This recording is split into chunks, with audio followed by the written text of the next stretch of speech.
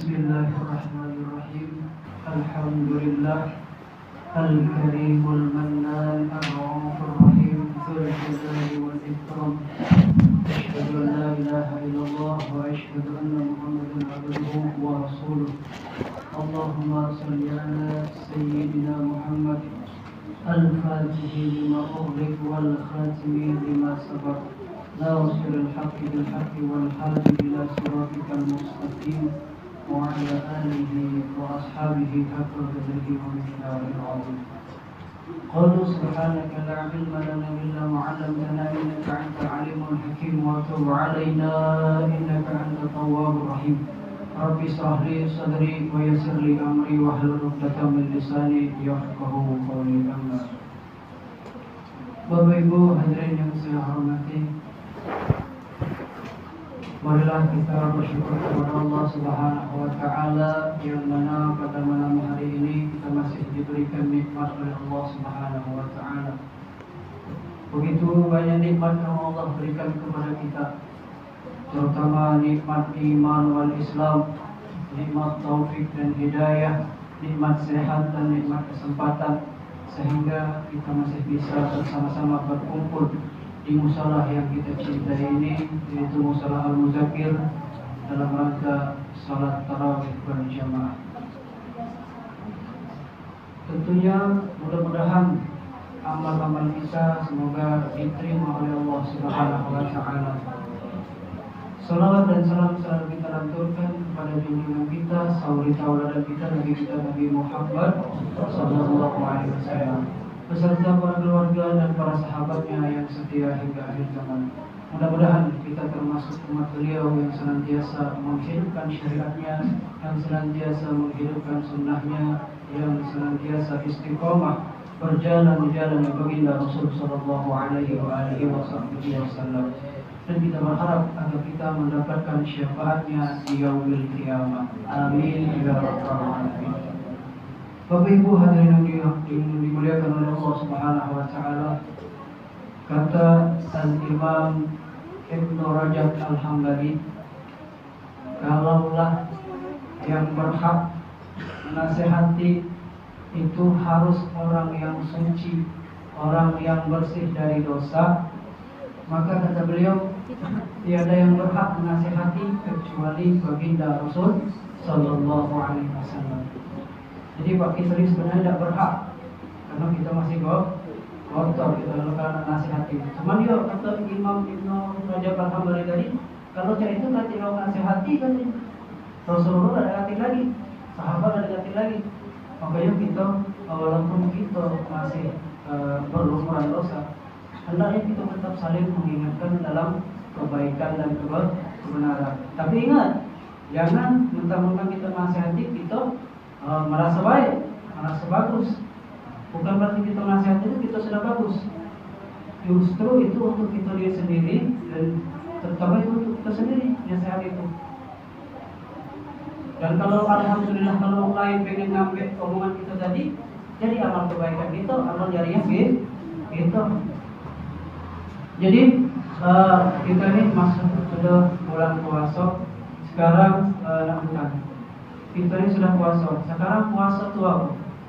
Coba bapak-bapak, apa dia puasa itu, Pak? Kau ya, apa dia puasa, Pak? Menahan lapar. Coba ibu-ibu dulu, apa dia puasa itu? Apa puasa itu? Menahan amarah. Ini puasa ini, Pak, menurut bahasa itu artinya menahan secara bahasa.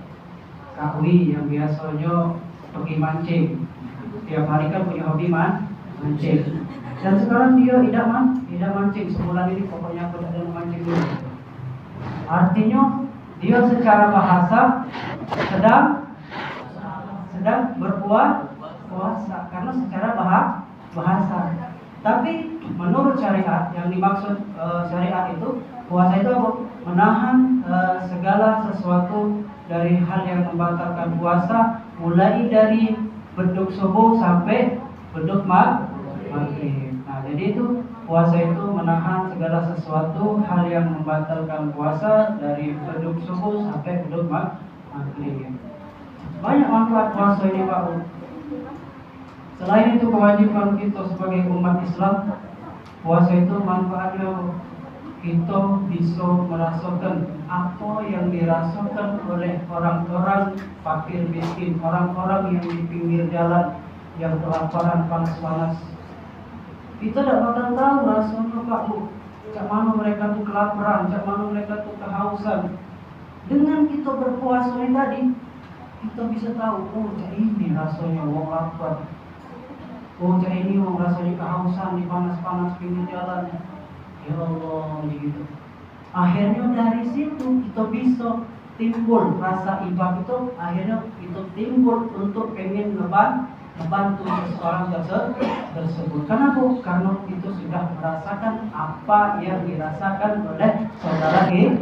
Nah, makanya itu manfaat daripada puasa. Dan puasa ini juga ada tingkatan Pak Bu. Ada 3 tingkatan kata Imam Al-Ghazali.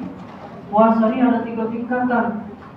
Tingkatan yang pertama itu tingkatan yang terendah, yaitu puasa wong awam. Kita nih Pak Bu masih awam nggak loh besok? Kita ini masih level awam. Awam itu artinya umum. Apa yang dimaksud dengan puasa wong awam?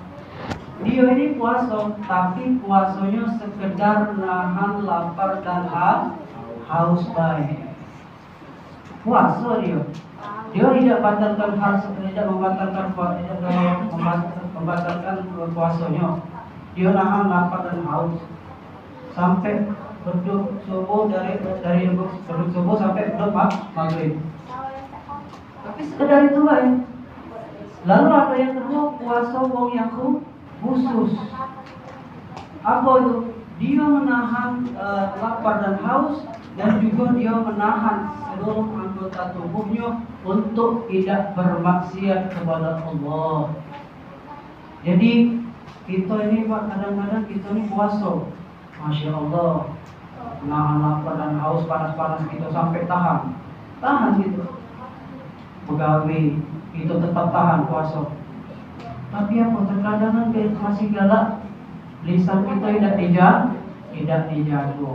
Nah artinya kita masih puasa kita ini baru sebatas puasa menahan lapar dan haus, tapi belum anggota tubuh kita masih suka melakukan kesalahan. Galak gibah wong, galak fitnah wong, galak bohong. Kadang di zaman sekarang ini Pak, kadang gibah itu diawali dengan zikir dulu, diawali dengan menyebut nama Allah dulu. Macam mana itu gibah menyebut nama Allah dulu? Cak ini contoh. Oh Masya Allah begitu. Sekarang alhamdulillah tobat itu bagus, ngajinya lah bagus, sholat terus. Tapi mentolak tahu dulu dia bekerja. Nah, tadi diawali dengan zikir kan, Masya Allah, dia ini sekarang Masya Allah.